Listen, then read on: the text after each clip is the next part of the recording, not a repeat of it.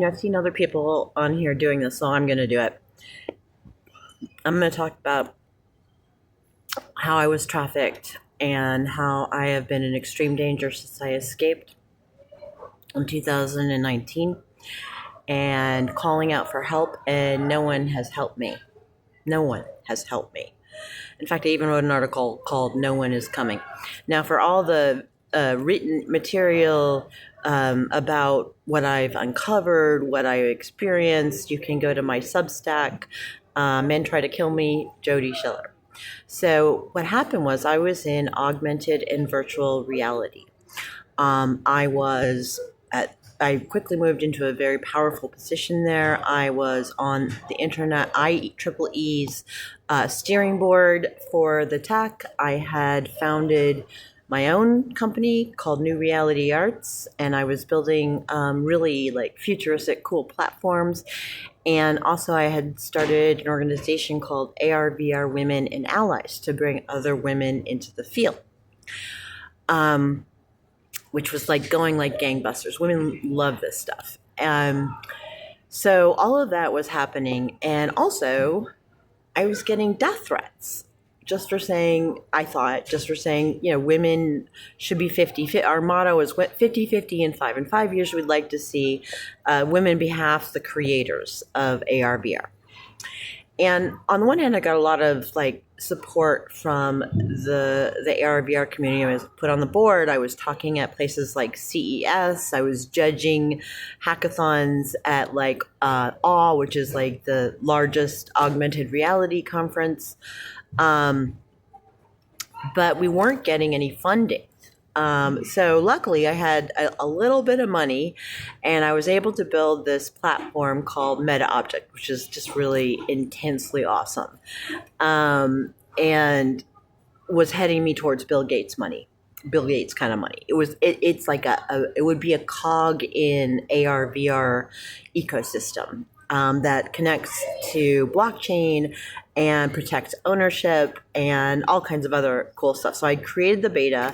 I had made my company, New Reality Arts, a Delaware C Corp so that I could get funding. And I was fundraising internationally in China, and then had gone to South Africa because women entrepreneurs, for the most part, in tech can't get money from American VCs. Like, it just doesn't come, and we know why. So I was getting these death threats. I was ignoring them because fuck them, right? And then I was in South Africa fundraising for my platform, and I went had a Coke at the lobby in Durban, which is a city in South Africa.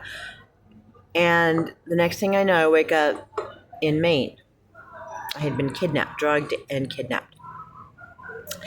And there I was being held and tortured by a guy I had had a brief affair with many years before, who had told me he was a criminal. And I had actually gone to the FBI and said, look, this guy told me he's a criminal. I'm seeing stuff that maybe he is. I don't know. So many years later now, I'm in Maine and he is torturing me. I have a brand on my back that says I'm Ethan's slave. His name is Ethan Shaw. And it was just crazy. They were torturing me. When you're being tortured, you actually just do what you're told. And I had,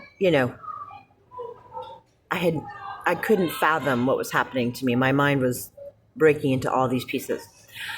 So I was held there and tortured for, I think, like roughly 2.5 years.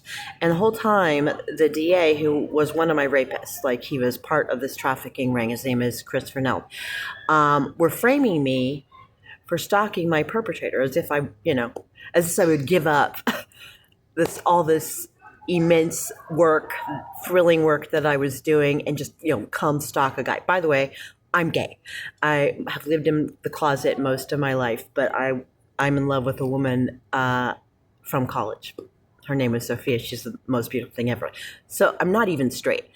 But they were claiming that I was stalking this guy, and they were forcing me to send him sex slave like really horrific sex slave emails, and that was the evidence apparently that I was stalking him.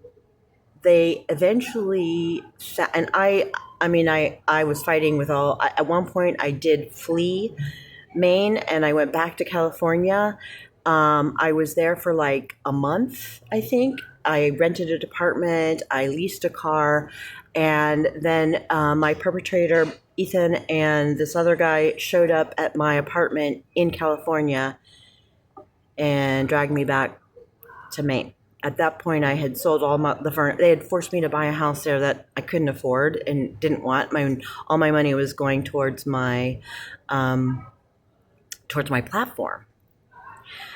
Anyway, and I'm going to tell more about the story, but what's really important here is that this is why there are no female tech billionaires, because they sabotage us in horrific ways. I'm certain that they said that this was meant as a sabotage to me, to my work, and also to, the group. Like, women didn't know what had happened to their leader, but something bad, and they fled the field. And I'm going to talk about this every day. Women are being trafficked all across America, and some of it is just economic sabotage. And I'm one of them. I'm one of those victims.